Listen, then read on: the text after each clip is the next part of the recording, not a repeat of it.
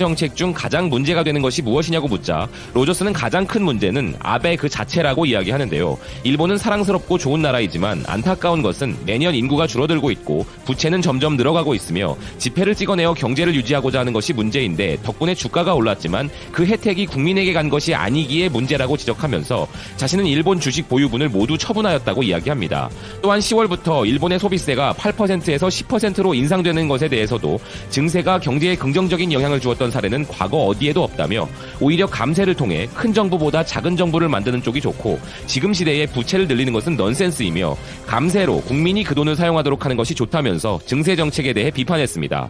그리고 시게아키가 이전에 로저스가 도쿄올림픽은 일본의 쇠퇴를 촉진하는 것이라고 언급했던 부분에 대한 이유를 묻자 로저스는 올림픽을 하면 아베 총리는 해외에서 여러 내빈이 오고 일본 전역에 사진이 찍힌 보도가 뿌려져 이득을 보겠지만 그 어떤 올림픽도 국가와 국민을 구한 사례는 없으며 1964년 도쿄올림픽이 훌륭히 치러졌지만 일본이 이를 통해 구원받았던 것은 아니며 미국도 1996년 애틀란타 올림픽을 주최했으나 그 이후로도 미국 제조업 경기는 계속 하향세를 보여왔다고 지적합니다. 그리고 로저스는 현재 일본의 고립된 상황과 관련하여 앞으로 일본에 있을 일들을 예언하고 있는데요. 일본이 고령자가 증가하고 젊은 인구가 줄어드는 것에 대해 뭔가 하지 않으면 일본은 멸망할 가능성이 높으며 출산율을 올릴 수 없다면 이민자들을 받아들여야 한다는 조언을 이어갑니다. 코가 시게아키가 향후 한반도 정세가 아시아의 열쇠를 쥐고 있다고 생각한다면서 북한의 김정은을 어떻게 평가하냐는 질문에 로저스는 김정은은 전형적인 북한 사람이 아니라며 그는 스위스에서 자랐지만 스위스로 돌아갈 수는 없는 사람이기에 북한을 스위스로 만들고 싶어 한다며 그 예로 국제 스키 리조트를 건설한 것도 그렇고 등소평이 중국을 바꾼 것처럼 북한을 바꾸고 싶어 하는 사람이지만 이런 부분은 일본에도 미국에도 보도되지 않으며 지금 북한에 대한 일본의 보도를 보면 북한은 선진국에 의한 경제 제재가 이어져 사람들은 곤궁한 상태라고 이야기하며 북한에는 미래가 없다라는 식의 내용뿐이고 세계적으로도 이렇게 선동되고 있으며 특히 미국의 선동이 심하다면서 미국과 일본의 이런 선동은 실제로 북한을 지켜봐온 자신에게는 신빙성이 없다고 이야기합니다. 코가 시게아키는 이어서 미국 기업들도 북한에서의 사업 기회를 노리고 있는가 하는 질문을 이어가는데요. 이에 대해 로저스는 그 대답은 트럼프에게 물어보길 바라지만 트럼프는 아무것도 모른다고 이야기하며 트럼프는 그저 역사에 이름을 남기고 싶어하는 것뿐이고 한국과 북한의 통일은 멀지 않은 미래에 일어날 것이라고 생각한다면서 한국도 미국도 중국, 러시아도 모두 다 남북 통일을 원하고 있다고 이야기합니다. 하지만 일본은 남북 통일을 매우 반대하는 성향을 보인다며 한반도가 통일되면 경제적으로 위협받기 때문일지도 모르겠다고 이야기합니다. 이어 코가 시게아키가 만약 남북이 완전한 통일까지 가지 않아도 국가연합과 같은 조치를 하게 되면 일제히 전 세계 비즈니스가 북한에서 이익을 얻으려고 움직일 것인데 지금 한국과 북한을 상대로 대립하고 있는 일본은 뒤처질 위험성이 있지 않은지에 대해 묻는데요. 로저스는 그 답변으로 남북 통일이 되면 외국에서 투자를 불러들일 뿐만 아니라 국내 투자도 활발해지게 되고 일본과 중국이 현재 상태로 머물러 있게 된다면 5년 후 가장 부유한 국가는 바로 한반도의 통일 국가가 될 가능성이 높다고 이야기합니다. 일본은 경제 부활을 위해 내수에 의지하고 인바운드에 의존할 수밖에 없지만 한국은 국내 소비의 상승도 기대할 수 있게 되기 때문에 이 점은 양국의 큰 차이며 지금 경제가 악화되고 있는 유럽이나 미국보다 한반도에 큰 가능성이 있다고 생각하는데 그것은 북한이라는 개척지가 있기 때문이며 한국도 일본과 같은 인구 감소 등의 문제를 안고 있지만 남북 통일이 실현되면 한국의 인구 감소는 경감될 것이고 북한 여성의 유입을 그 개선 가능성으로 본다고 이야기합니다. 로저스는 오히려 통일의 걸림돌은 미국이 될 수 있다고 하는데요. 한국에 주둔 중인 3만 명의 미군을 어떻게 해야 할 것인가라며 미국의 선동대로 말한다면 북한 비핵화가 미국의 목표이지만 북한은 그 대신 한국의 주한미군 철수를 요구하게 되고 미국이 한국에서 미군을 철수하고 싶지 않다고 생각한다면 남북 통일은 시간이 걸리는 문제가 될 것이라는 것입니다. 마지막으로 일본은 중국이나 한국, 북한 혹은 동남아시아 등의 잠재력을 가진 나라들과 어떻게 관계를 구축하면 좋을까라는 질문에 로저스는 중국, 일본, 한국이 EU와 같은 아시아 공동체 형태로 하나가 되어 캐피털리즘 중심이 되 거 아니냐 이런 의견도 나오고 있는데요. 중국 관광객의 향방에 따라 일본뿐만이 아니라 한국이나 동남아 관광 당국까지도 주목을 할 수밖에 없다고 합니다. 이미 저번 영상에서도 말씀을 드렸고 각종 뉴스에서도 다뤘기 때문에 지금쯤은 다들 잘 아실 거예요. 일본 여행 불매운동의 효과가 일본의 직격탄으로 들어가서 일본 정부 관광국에서 발표한 한국인 관광객 8월 통계가 30만 8,700명을 기록했고 작년 8월과 비교해서 48%가 감소했습니다. 8월이 해외여행을 가장 많이 떠나는 휴가철인 것을 감안하면 아주 폭락을 한 것이라고 풀이가 되고 있습니다. 그래서 일본에서도 내년 도쿄올림픽을 앞두고 외국인 관광객 4천만 명을 유치해서 일본은 관광 대국이다 이렇게 말하고 싶어하는 꿈에도 브레이크가 걸린 셈인데요. 그런데 이에 일본 정부는 여전히 큰 위기가 아니라는 반응을 보이고 있는데요.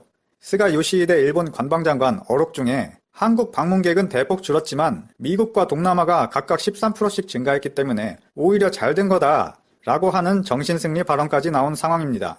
그런데 바로 다음날 일본 관광청에서 발표한 통계는 특정 나라가 아닌 전체 외국인 통계를 내보니까 마이너스 2.2%로 성장을 하긴커녕 마이너스 성장을 한 것이 밝혀졌는데요. 이제 더 이상 자기 위안만으로는 일본의 관광산업 타격을 피할 수가 없는 상황이 돼버렸습니다. 그런데 여기서부터가 중요한데 이번에 한 가지 특이한 전략을 쓰기 시작했다는데 일각에서는 이렇게 일본이 큰 타격을 입은 상황이 마냥 좋아할 수만은 없는 상황이다 라는 목소리도 있습니다. 왜 그런 의견이 나오는지를 알아보니까 일본은 이미 2달 전부터 한국의 일본 여행 불매운동이 나올 것을 예상하고 그 자리에 중국과 동남아 관광객으로 채울 계획을 했다고 합니다. 만약 궁지에 몰린 일본이 죽기 살기로 한국 외에 중국이나 대만, 동남아 6개국, 거기에 아랍 쪽까지 아시아 쪽 관광객 유치에 성공을 할 경우 원래 한국으로 오려고 했던 관광 수요들이 방향을 살짝 틀어서 일본으로 넘어가는 거 아니냐 이런 전망도 나오고 있습니다. SK증권 경제 애널리스트 발표에 따르면 일본을 찾는 중국인은 계속해서 증가하고 있다고 했고 한일 갈등 속에 중국인 관광객 유치를 위한 일본 정부의 움직임이 상당히 긍정적으로 평가된다 라고 했습니다. 나승두 SK증권 연구원은 일본 관광국에서 발표한 통계에 따르면 8월 일본을 방문한 전체 외국인 수는 소폭 줄었지만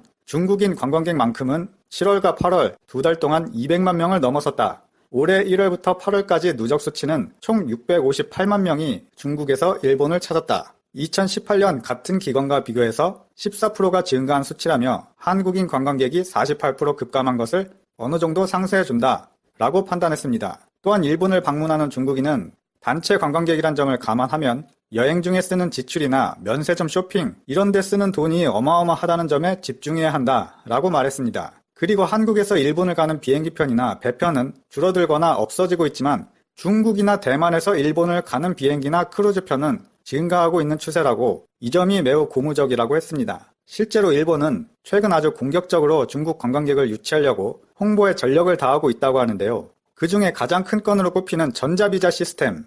지난 7월부터 체류기간 15일 이내 중국 단체 관광객을 대상으로 전자비자 시스템을 도입해서 전체 중국인의 비자 발급 절차를 간소화해줬다고 합니다. 원래는 이 전자비자 시스템이 내년 4월부터 시행할 예정이었다고 하는데 급하다 보니까 9개월이나 앞당겨서 시행한 거죠. 그리고 지난달에는 일본의 카카오페이로 불리우는 라인페이가 결제 QR코드를 중국에서 아주 많이 쓴다는 위챗페이로도 결제가 가능하도록 연계 시스템을 도입했다고 합니다. 이 밖에도 대대적인 일본 여행 광고를 펼치는 등 다른 쪽 여행을 가려던 중국인들을 일본으로 불러들이려고 아주 적극적으로 활동한다고 합니다. 이런 것들이 당장은 별로 효과가 없을 수도 있지만 시간이 지나면 한국 관광시장에도 위협이 될 수 있다는 우려가 나오고 있는데요.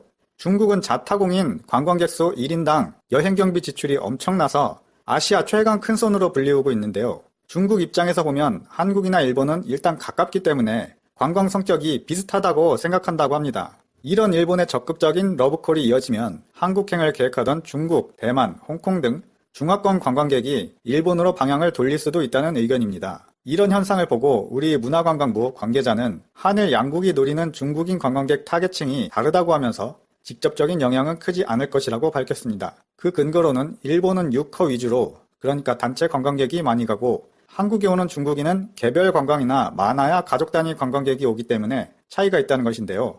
하지만 그래도 중국 관광객 시장은 뺏겨도 괜찮을 정도로 가벼운 문제는 아니라는 의견이 지배적입니다. 우리 관광 당국에서도 이 부분을 인지했을 테니까 중국에서 많이 오고 있다는 그 개별 여행객이라도 확실하게 잡아야 할 것 같습니다. 더 많이 오게는 못하더라도 원래 오던 중국 관광객들을 뺏기지는 말아야 될 테니까요. 한국관광공사 관계자는 최근 한국을 방문하는